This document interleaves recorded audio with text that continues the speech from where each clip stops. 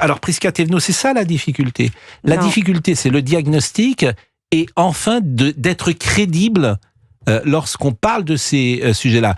Je dis également que M. Attal a été Premier ministre de M. Macron, que vous-même, vous êtes Renaissance, ça fait 8 ans que vous êtes au pouvoir, et que rien n'a été fait, si je résume. Rien. La preuve, c'est que rien. Alors vous allez me dire ce qui a été fait, parce que ça m'intéresse. Si ça a été fait quelque chose et que rien n'a changé, c'est pire. C'est pire. Au moins, là, il y a peut-être une prise de conscience. Maintenant, j'ai tout dit, et je vous laisse la parole. Vous savez, il y a quelque chose qui se passe et qu'on voit de plus en plus, c'est que dans notre pays, la politique est malade. Elle est malade des bruits et des polémiques qui empêchent de regarder concrètement l'action politique qui est menée. Et quand vous me passez des sons de Jordan Bardella, très bien, passez-moi des sons de Jordan Bardella, on pourrait aussi en passer de l'autre côté du spectre, tout aussi dangereux, de la France insoumise, mais du coup, vous ne regardez pas les actions qui sont menées. Et je dis pas pour de l'autosatisfaction, c'est pour aussi rassurer celles et ceux qui effectivement constatent cet entrisme qui est dans notre pays, et aussi un message vis-à-vis de celles et ceux qui profèrent cet entrisme politique pour leur dire que nous ne renoncerons pas et que la République ne pliera pas. Gabriel Attal voulait en parler, parlons-en. Dès qu'il a été aux responsabilités, pas en 89, dès qu'il a été aux responsabilités en tant que secrétaire d'État à la jeunesse, qu'a-t-il fait ? Ah non, mais moi je veux pas. Mais non, mais c'est important. Vous allez. Non, mais attendez. Je ne veux pas vous interrompre parce que ça ne sert à rien. Donc je vous donne la parole. On y va. Bon, moi je vais respecter le débat dans lequel on est. Non, mais alors je vais finir ma parole. C'est pas un débat. Moi, je vous ai interrogé. Alors, je vais finir mon propos. Moi, je suis pas dans un débat avec vous. Comment dire ? Je dis que je ne vous crois pas. Alors, dans je vais votre vous donner... capacité à faire des choses. Je ne vous crois pas. Donc je le dis. Si vous me démentez. Je serais très content. Non, mais ne soyez pas content, soyez juste factuel. Vous m'avez interrogé. Il a fait la baya, effectivement, et on a salué la baya. On va le faire dans l'autre sens. On va le faire en prenant point par point. Vous parlez depuis 8 ans. En tant que secrétaire d'État à la jeunesse, c'est lui qui a effectivement déployé le SNU en y mettant précisément des modules d'apprentissage des valeurs de la République. Parce qu'on parle beaucoup de jeunes, là, d'enfants. Quand effectivement il était au ministère de l'Éducation nationale, il y a eu le sujet de la baya. Tout le monde lui a dit que ça serait impossible. Tout le monde a dit mais comment vous allez faire concrètement, etc. Force est de constater, c'est que ça a été fait. Ensuite, quand il était à Matignon, c'est là que le rapport a été demandé par l'Élysée sur l'entrisme. Il a piloté effectivement, il a regardé et aujourd'hui on a les conclusions et il continue à se mobiliser. Donc à un moment, je vois bien, je veux bien, enfin non, je veux pas qu'on soit dans une démarche de renoncement parce que quand on parle tous les deux, on peut effectivement, et c'est pas ce que vous voulez faire, mettre dans l'argumentaire, contre-argumentaire, etc. Mais pendant ce temps-là, d'autres, celles et ceux qui veulent s'en prendre à notre République, ils s'en frottent les mains. Donc là, l'enjeu, c'est pas d'être pour ou contre Gabriel Attal, d'être pour ou contre Emmanuel Macron, c'est d'être pour la France. Et quand il se passe des choses, c'est bien de les dénoncer, c'est bien d'alerter, mais c'est bien aussi de reconnaître qu'il y a des sujets qui avancent. Je vais vous poser très concrètement les choses. À Lyon 2, l'autre jour, il y a eu un prof qui n'a pas pu terminer son cours, avec des élèves qui sont intervenus. Il a dit quelque chose, Monsieur Attal ? On s'est tout de suite mobilisé. Maintenant, on se mobilise. Il a dit quelque chose ? Mais attendez, non seulement on se mobilise... Il a pris la parole. Mais non il seulement... est allé à Lyon. Aïe, là, vous voulez pas que je parle. Mais non, mais il est allé à Lyon. Il a fait quelque chose. Non, mais vous voulez faire un plan de com ? Vous voulez qu'on fasse un plan de com, qu'on aille à Lyon et qu'on dise « Oh, on lève les bras en l'air » ? Non, on agit à notre niveau, là où on peut. Donc c'est pour ça que je parle pas, parce que je préfère ne pas parler. Souffrez l'argumentaire, souffrez le truc. Mais je dis qu'il n'a rien dit. Mais on n'est pas, justement, on n'est pas là pour dire, on est là pour faire. Pardonnez-moi. On est là pour faire. Non, c'est pas question de vous pardonner, c'est de vous expliquer. Le ministre de l'enseignement supérieur. Mais ça, je suis plus porte-parole du gouvernement, vous l'inviterez. Vous êtes bien macroniste. Oui. Bon. Est-ce que Emmanuel Macron a dit quelque chose ? Il n'est pas ministre de l'enseignement, Emmanuel Macron, vous mélangez un peu tout. A dit quelque chose sur Lyon 2, oui ou non ? Mais qui a fait le discours des Mureaux ? Qui a fait le discours numéro qui a permis... On ne peut pas en sortir, en fait. On ne peut pas en sortir parce que je suis en train de vous dire qu'entre le discours des Mureaux et l'action, il n'y en a pas. Moi, ce que j'attends, je vais vous dire ce que j'attends. C'est pas rien, monsieur Pro. Ce que j'attends. La loi séparatisme. Qu'est-ce que vous lui reprochez à cette loi séparatisme ? Alors, on ne peut pas parler, parce que je préfère ne pas parler, parce que, en fait, à partir du moment... C'est un débat. Nous avons tous les deux le micro ouvert, donc on débat. Ce que j'attends du pouvoir politique, après l'affaire de Lyon 2, c'est que le lendemain, un ministre de la République soit dans l'université. En soutien aux professeurs. Voilà ce que j'attends. Vous avez tout à fait raison. Et j'attends qu'il y ait des sanctions. Vous avez tout à fait raison. Qu'il y ait des sanctions contre les 5 ou 6 personnes qui ont empêché ce professeur. Est-ce qu'il y en a eu, oui ou non ? Mais quel est le rapport avec Gabriel Attal sur ce point-là ? Il n'est pas ministre, il est député. C'est le camp macroniste. Non, mais vous donc je mets un rapport. Non. Mais vous plaisantez. Mais alors en sortant absolument, je veux bien relayer votre propos au gouvernement. Mais qu'il aille, Gabriel Attal à Lyon. Qu'il aille à Lyon. Ministre, vous me parlez de ministre. Arrêtez. N'importe quoi. S'il n'intervient pas sur le... Ça, c'est pas à la hauteur du débat qu'on mène ici. Ça veut dire quoi? Il sert à rien, respecter les uns et les autres. Mais il sert à rien précisément sur ce dossier. Mais sur le dossier on est Lyon en train 2, de proposer, on est en train de proposer des actions. Écoutez, on en a fait il depuis est quand même 2018. député, il peut interpeller comment dire, Monsieur Pro, vous aimez notre pays? Ma phrase. Non, mais est-ce que vous aimez notre pays? Pas ces phrases-là. Est-ce qu'il est intervenu à l'Assemblée nationale pour interpeller le ministre de l'Éducation, le ministre de l'Enseignement supérieur sur ce sujet? Nous sommes mobilisés. Oui ou non? Nous nous sommes mobilisés. Est-ce qu'il est intervenu? La réponse est non. Bien sûr que si, nous nous sommes mobilisés. J'ai pas entendu sa question à l'Assemblée. Je n'ai pas entendu sa question. Écouter. En fait, il doit monter au créneau parce que c'est une honte. Mais c'est un scandale ce qui s'est passé à Lyon. Et moi, ce que je reconnais. 11h15. La pause est presque après. Mais j'avais dit que je parlerais pas, évidemment, je parle. J'ai tort. Mais vous voyez, pourquoi faut pas que je parle? Moi, le procès, entre guillemets, que je vous fais, c'est le procès de la crédibilité. C'est ça que je vous fais. Je vous dis, vous dites ça aujourd'hui et vous disiez le contraire hier. Non, parce que ce que vous avez fait comme échange. Mais est-ce que vous me permettez. Mais non, mais parce que c'est faux. Mais je vais vous montrer que c'est vrai. Puisque Aurore Berger a proposé un amendement, il a été refusé par votre camp. Ce n'était pas le véhicule législatif. À l'époque, même Marlène Schiappa disait. Enfin, je veux dire, il faut arrêter de sortir le truc de son contexte. Je vous propose d'écouter Éric Ciotti. On est en 2020. On parle d'Aurore Berger à Éric Ciotti, du coup. Oui, parce que c'est un continuum. Entre Éric Ciotti et Aurore Berger? Oui, sur cette proposition de loi, oui, puisque ça a été refusé par les macronistes. Mais si vous donnez une chance à ce que je dis, on est une proposition déjà faite par Éric Ciotti, elle est relayée d'ailleurs par Robert Ménard en 2021. Écoutez cela. Moi, je demande l'interdiction du port du voile pour les mineurs.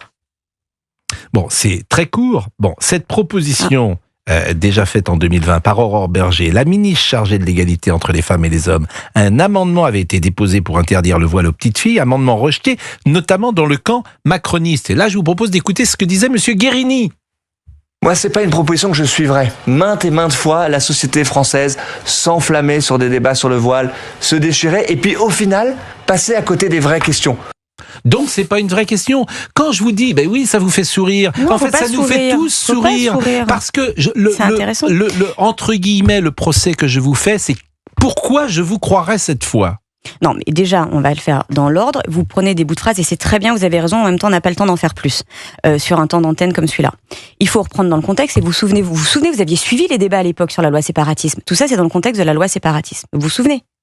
Et donc, l'enjeu, et ça avait été rappelé, répété, notamment par Marlène Schiappa, qui était au banc à cette époque, notamment, c'était l'enjeu de la protection des mineurs. Et donc, en l'état, l'amendement ne passait pas. Je veux dire, le travail parlementaire est un travail sérieux. On ne fait pas de la loi comme on prend un bout de crayon et une feuille au bout de la table du petit déjeuner. Alors, il faut être un peu sérieux. Macron. Et donc, écoutez, en fait, pourquoi vous ne dites pas une chose simple que moi je pourrais dire dans ma vie? On s'est complètement trompé.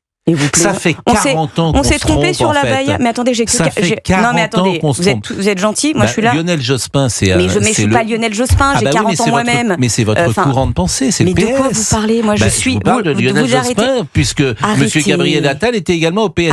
Vous avez le droit de dire qu'on s'est complètement trompé. C'est de la mauvaise foi là. Là c'est de la mauvaise foi. Vous tuez le débat sur un sujet important. Non, je suis jamais de mauvaise foi. Alors écoutez Emmanuel Macron, ce qu'il disait sur ce sujet. Ça n'a pas de sens. Écoutez Emmanuel Macron et vous allez me dire ce que vous en pensez. Le port du voile dans l'espace public n'est pas mon affaire. Mais je ne veux pas faire une loi qui l'interdise dans la rue parce que ce serait contre-productif. Avoir une jeune fille qui porte le voile à Strasbourg qui dit « Est-ce que vous êtes féministe ?» c'est la meilleure des réponses à toutes les bêtises que j'entends. Bon, ce n'était pas une mineure à qui il parlait, vous le savez très bien, vous avez les images, on parle des mineurs. Le port du voile, enfin il dit le port du voile, c'est pas mon affaire, c'est quand même pas le moi qui le dis. Qu'est-ce que vous voulez que je vous dise? Mais vous pensez qu'Emmanuel Macron, il est raccord avec ce que vous pensez aujourd'hui? On va juste se dire quelque chose. Non, en fait, je comprends même pas votre objectif. Les discussions sont impossibles. Vous avez le président de la République de votre camp qui dit le port du voile dans l'espace public, c'est pas mon affaire. Le président de la République, il est dans le camp de la France. En fait, ce que j'ai envie de vous dire tout simplement, quel est l'objet là? C'est de dire aux gens qui nous écoutent, vous savez, on arrête tout, on abandonne. C'est ça votre objectif? L'objectif, c'est de dire on s'est trompé et on va tout changer. Alors écoutez Jean qui est avec nous et qui va vous poser une question. Jean, conducteur routier, parce que c'est ça que j'attends d'un politique. On s'est trompé. On s'est trompé. Interrogez Marine Le Pen, interrogez Jean-Luc Mélenchon, interrogez-les. Mais j'attends de vous ça. Mais nous on agit. Ça fait, depuis 8 ans, on en est là. Les macronistes depuis 8 ans. La Baïa, loi séparatisme. 11h38. Les commémorations à Dominique Bernard. Monsieur Jean, ça va. Bonjour. Monsieur Jean vous interroge. Oui, parlons-en. Monsieur Jean, c'est à vous. Oui, bonjour. Bonjour Pascal. Bonjour Madame Thévenot. Bonjour monsieur. Je suis à l'aise avec vous parce que j'ai voté Macron en 2017 et j'ai voté Emmanuel Macron en 2022. Donc je suis à l'aise. Mais, madame, sur ce sujet, vous êtes complètement à la ramasse. Excusez-moi de terme. On ne peut pas guérir le cancer avec de Doliprane. Madame, vous êtes issue de l'immigration, moi aussi. J'ai combattu l'islamisme dans ma jeunesse. Je vous assure maintenant que vous y allez dans des villages reculés de la France, dans la Creuse, dans Aurillac, dans le Cantal, dans le Tarn, on croise des filles de 13, 12 ans avec le voile, madame.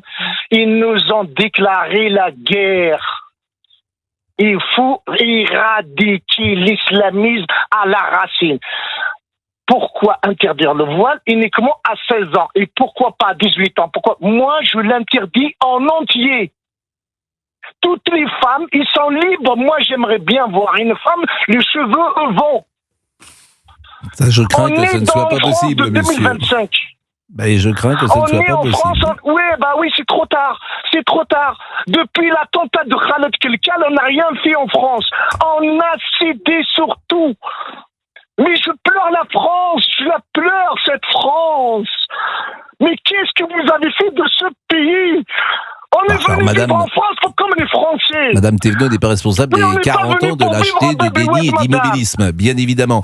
Mais c'est vrai que... On est venu vivre à Babloued, on est venu vivre en France comme les Français. Alors, elle va vous répondre, mais ce que je pense modestement, et c'est là que la crédibilité de l'homme politique, elle est mise en cause, à mon avis, c'est que s'il y avait un changement de dire... vous pouvez pas dire on a tout fait depuis 8 ans. Parce que le pays... C'est pas ce que j'ai dit. J'ai dit qu'on a agi. Mais non.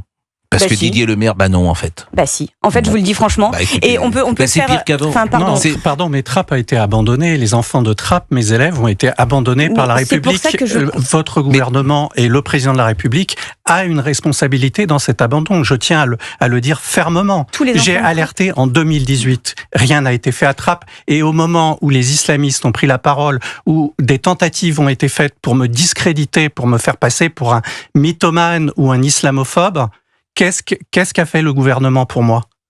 Rien. Je reprends. Un préfet même a mis ma parole en cause. Le préfet avec lequel j'ai travaillé pendant des années, j'ai travaillé dans mon lycée. J'ai mené des actions de prévention à la radicalisation. L'argent qui a été mis par la préfecture, à quel professeur a-t-il été destiné? À moi. Et ensuite, vous avez un préfet, je ne sais pas pour quelle raison et pour quel clientélisme et pour quel soutien, qui met en cause la parole d'un lanceur d'alerte, d'un professeur, son honneur. Où était le gouvernement à ce moment-là? Qu'avez-vous fait pour me défendre? C'est important ce que vous dites. Vous dites que le préfet de Trappes vous a mis en cause et vous a... Oui, il y a un article dans Le Monde, vous pouvez le trouver. J'aurais pu le poursuivre en justice, madame. Je ne l'ai pas fait parce que j'avais déjà trop d'ennemis derrière moi. Bon, c'est important ce que vous dites et je vais regarder le sujet, effectivement. Je vous assure, je pense que le ministre de l'Intérieur, sûrement... Vous avez sûrement répondu ou pas, mais on va regarder, bien sûr. Vous n'êtes pas responsable de tout, loin de là, je vous assure. Mais ce que je veux vous dire, c'est que il y a des milliers de profs qui sont comme Didier Lemaire. Moi, ça fait 25 ans que j'entends des profs dire ça dans des dîners, ça, et que rien n'est fait. Rien n'est fait. Que la République, elle recule, que les politiques reculent, que le président recule, que le Premier ministre recule. Eh ben non, la République continuera à avancer. Et je vous dis, mais en fait, tout ça, ce sont des mots. Parce que Monsieur le maire, il vous dit, on m'a laissé tomber. Ce que je vous dis, déjà, la première des choses, et c'est une vraie proposition, Pascal Praud, une vraie proposition. Je vous le dis franchement, vous avez l'air combatif, vous avez l'air d'en vouloir et vous aimez profondément notre pays et vous avez effectivement la capacité de le dire. Nous avons un entrisme dans notre pays, il faut le combattre. Je vous le dis, moi je ne me suis pas engagée en 89, j'étais à peine née. Je me suis pas engagée il y a 20 ans, je me suis engagée récemment. Donc c'est possible, on peut le faire. Venez, présentez-vous au suffrage universel direct et vous serez, ça se trouve, élu. Il y a des municipales qui arrivent, il y a des législatives qui vont arriver. C'est pas le débat. Si, mais non, parce qu'il faut qu'on puisse continuer à agir là où on peut le faire et là où on doit le faire, c'est au sein des parlements, aussi bien au Parlement français qu'au Parlement européen. Et donc, plutôt que de rester là à commenter et franchement à faire à faire du débat tendu, ça ne fait rien avancer. Non, donc, mais répondez à Monsieur le maire. Mais moi, je vous réponds de façon. Il faut répondre à l'ensemble des professeurs. C'est à lui qu'il faut répondre. Et vous avez raison, il faut répondre à l'ensemble des professeurs. Répondez à lui. Mais c'est ce que je vous ai dit tout à l'heure. Mais vous refusez d'entendre parce que vous me dites, je ne veux pas débattre avec vous, je vais vous laisser parler toute seule. Monsieur le maire vous dit où était le gouvernement en 2018. Voilà. Mais je vous le répète, on a avancer sur un certain nombre de sujets. Non. Est-ce qu'il faut qu'on continue ? Arrêtez de dire bah non. Franchement, j'ai l'impression d'être avec mon enfant de 8 ans qui dit mange tes céréales, bah non. Enfin, c'est pas à la hauteur du débat. C'est pas à la hauteur du débat. C'est pas désagréable d'être comparé à un enfant de 8 ans. Surtout qu'il est très sympa. Voilà, c'est une certaine fraîcheur, un enfant de 8 ans. Bon, est-ce qu'on peut écouter, je crois, un deuxième passage d'Emmanuel Macron ? C'est bien cela, Laurent Tessier ? Écoutez ce que disait encore Emmanuel Macron en 2022, cette fois. Par contre, dans la cité, vous allez créer la guerre civile si vous faites ça. Je vous le dis en toute sincérité.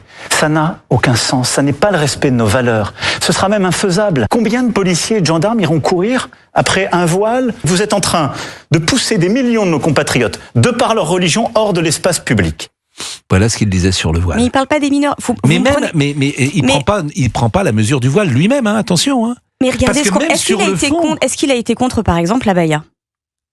Mais l'abaya, c'est autre chose. Tout le monde dit que le voile est l'étendard de l'islamisme. Tout le monde le dit. Je ne comprends pas votre position. Je ne comprends pas votre position ce matin. Il y a des propositions. On la comprend pas depuis bien longtemps. On sent que Gabriel Attal, alors là, je vais parler politique. Il prépare évidemment 2027. Il y aura une candidature du bloc central sans doute. Faut voir. Là, franchement, c'est pas le sujet. Moi, j'ai le sentiment que c'est un peu le sujet, justement. Non, c'est justement pas le sujet. Il droitise lui-même son discours parce que Édouard Philippe le droitise. Alors, et vous que le la reprochez société d'être avant trop à gauche, maintenant trop à droite. Enfin, Gabriel est profondément dans l'action. Et il l'est à chaque fois aux fonctions qu'il a. Il l'était en tant que secrétaire d'État à la jeunesse, il l'était au ministère du budget, il l'était en tant que ministère de l'Éducation nationale, et puis ensuite à Matignon, et maintenant en tant que président de groupe à l'Assemblée nationale. Oui, vous avez raison. Il aurait pu se dire, écoutez, moi je suis plus au gouvernement, je suis plus à Matignon, on va laisser les autres faire, et puis je vais m'amuser à commenter, à taper toute la journée sur les opposants politiques pour mieux préparer 2027. Il pourrait faire ça, et ça serait la solution de facilité pour être en campagne pour 2027. Eh ben non, lui il accepte encore d'être en train de proposer des choses, en train d'être sur des combats qui sont pas faciles. Dans le débat politique. S'il fait comme Laurent Wauquiez à être absent, on voit comment ça se traduit après. Vous savez, les gens vous oublient vite. Faut être assez présent dans le débat politique. On est présent dans le débat politique, pas en étant en permanence en train de réagir ou commenter les petites phrases, mais en train de proposer des choses. Il a lancé des conventions thématiques dès le mois de janvier. Il n'a pas attendu le rapport pour le faire. Il a déjà commandé. On dit pour ça qu'on a les premières conclusions qui sont arrivées et qui vont être dévoilées dans leur entièreté. Je vous rejoins, parce qu'il faut un plan global lundi. Donc encore une fois, on pourrait dire ça va pas assez vite, ça va pas assez loin, ceci, cela. Force est de constater, c'est qu'aujourd'hui on est les seuls réellement à agir. Et moi quand j'entends Jordan Bardella ou d'autres d'ailleurs dans d'autres familles politiques passer leur temps à nous expliquer la vie, etc. et qu'ils feront dans l'extrait que vous avez passé tout à l'heure, vous l'avez entendu mais vous l'avez pas souligné. Il dit nous agirons en 2027. On est en 2025, monsieur. Et il est déjà aux responsabilités, il a des députés à l'Assemblée nationale, il est au Parlement européen. Il n'est pas aux responsabilités. Arrêtez avec cette phrase. Il n'est pas aux responsabilités, je ne peux pas vous dire autre chose. Là, on sort de 8 ans de macronisme, le pays est par terre. Ah oui, il est tellement par terre. Ah bah oui. Surtout cette semaine où il y a eu Choose France, vous me dites que le pays est par terre. Vous trouvez qu'il n'est pas par terre, c'est intéressant, ça. C'est vrai que Choose France, c'est vraiment vous ne trouvez pas que le pays est par terre ? Dites-moi. Non, vous ne trouvez pas que... l'école, quand même. L'école, on est les derniers. La sécurité, c'est une catastrophe. L'immigration, il y a 500 000 personnes qui rentrent en France chaque année. Le chômage, on a quasiment le plus de chômage. Non mais effectivement. Non mais franchement. Mais c'est vrai. Aimez un peu votre pays et faites-lui confiance. Non mais je vous le dis franchement. Mais je l'aime tellement que je fais le bon diagnostic. Arrêtez de diagnostiquer et du coup engagez-vous. Je vous le redis encore une fois. Non, c'est trop facile. C'est trop facile de commenter toute la journée. Si vous nous dites que vraiment le pays est à terre, relevez-vous les manches et venez. Et arrêtez de me dire que quand je vous dis de venir, de me dire vous pourrez pas agir. Non mais c'est pas franchement. Pardonnez-moi, Madame Thévenot, si le seul argument que vous avez à me donner, c'est engagez-vous, Pascal Praud, je vous trouve un peu juste. Non, je suis pas juste, je suis sincère. Il y a peut-être des gens qui, effectivement, il y a peut-être des gens qui porteront un autre programme et qui seront... Je pense que Bruno Retailleau dit des choses intéressantes, par exemple, sur le plan de la sécurité, vous parlez de Bruno Retailleau, vous avez raison. Il est où en ce moment ? Il est au ministère de l'Intérieur, il est ministre d'État, il est un des personnages les plus hauts du gouvernement. Eh bien, il va agir. Et vous n'allez pas me dire qu'il a tort de ne pas agir. Mais non seulement je ne vous dis pas qu'il n'a pas tort d'agir, je vous dis que lui-même, aujourd'hui, ne peut pas agir complètement. Pourquoi ? Arrêtez. On nous disait déjà ça quand il était sénateur, et maintenant qu'il est ministre d'État, il ne peut pas agir. Moi, je ne veux pas parler avec Madame Thévenot, on ne peut pas terminer une phrase. Parce que vous refusez l'argument. Je vous dis qu'il ne peut pas agir parce qu'il n'a pas de majorité à l'Assemblée. Il y a une chose décisive à changer en France. est-ce que la loi nationale est supérieure à la loi européenne ? À partir du moment où déjà on a changé ça, on reprend le pouvoir. C'est-à-dire que ça, c'est une loi fondamentale, et après le Conseil constitutionnel appliquera, ou plus exactement la jurisprudence changera. Je ne veux pas qu'une loi européenne soit supérieure à une loi nationale. Est-ce que vous êtes d'accord avec ça ? Quel rapport avec M. Retailleau ? Mais parce qu'on peut rien faire sur certaines choses. Sur l'immigration, on ne peut rien faire. Sur la sécurité, il y a des choses qu'on ne peut pas faire parce qu'on est retoqué. Mais arrêtez. Il n'y a pas d'arrêter. En fait, la seule chose que vous avez à dire depuis que vous êtes là, c'est arrêtez et engagez-vous. Essayez d'apporter quelques arguments. Mais pourquoi M. Retailleau, du coup, si je vous écoute, mais c'est vous qui si je vous écoute, moi déjà je vous dis, si je vous écoute, vous dites effectivement que M. Retailleau n'a pas de majorité pour agir. Non, vous avez raison. Si on considère que les quelques députés LR, il ne peut pas. Et je vous réponds. Non, il y a une question simple. Est-ce que vous considérez que une loi européenne... Je ne vois pas le rapport là. Mais c'est pas le rapport, mais je vous pose une question. Vous êtes en train de nous dire que du coup on ne pourrait pas agir. Pourquoi j'ai du mal avec les hommes politiques ? Parce qu'on vous répond. Non, madame, je vous pose une question simple. Vous m'avez dit je n'ai pas de rapport. Alors, mais je vais poser pour la troisième fois. Et vous me coupez pour la troisième fois. Est-ce que une loi européenne doit être supérieure à une loi française ? Oui ou non ? Mais sur quel sujet ? Sur tous les sujets. Mais il y a des directives européennes qui d'ailleurs vont dans le bon sens, et ensuite il y a des lois françaises qui s'appliquent qu'en France. Si je vous réponds, c'est pas parce que ma réponse ne vous va pas qu'elle n'est pas une réponse. Chacun comprendra votre réponse. Et moi, je réponds avec M. Retailleau. Moi, je réponds à cette question. Je souhaite qu'aucune directive européenne, aucune loi européenne ne soit supérieure à une loi française. Quel rapport avec le sujet ? Tous les rapports, madame. Voilà. Tous les rapports. On est au cœur du sujet. Et si vous ne le comprenez pas, nous divergeons. Parce que pour moi, c'est l'essentiel. C'est l'essentiel. La souveraineté française, elle est à Paris. Elle est en France et elle est au Parlement. Et elle est sur le territoire au Parlement français, vous avez raison. Elle est à l'Europe. Sur plein de sujets. 11h56. Merci Prisca Thévenot, c'était un plaisir d'échanger avec vous. Nous ne sommes pas d'accord, mais c'est pas grave. Oui. Merci à Didier Lebert. J'ai dit en plus des choses, j'ai toujours l'impression de dire des choses assez simples au fond. Je veux que mon pays, je veux que ce soit les Français qui décident. Je veux que ce soit les Français qui décident sur la voiture électrique. Je veux que ce soit les Français qui décident sur tous les sujets. Je veux pas que c'est l'Europe qui nous dise combien de voitures électriques doivent rouler en France. C'est pas très compliqué quand même. Voilà un exemple très précis et je pourrais les multiplier.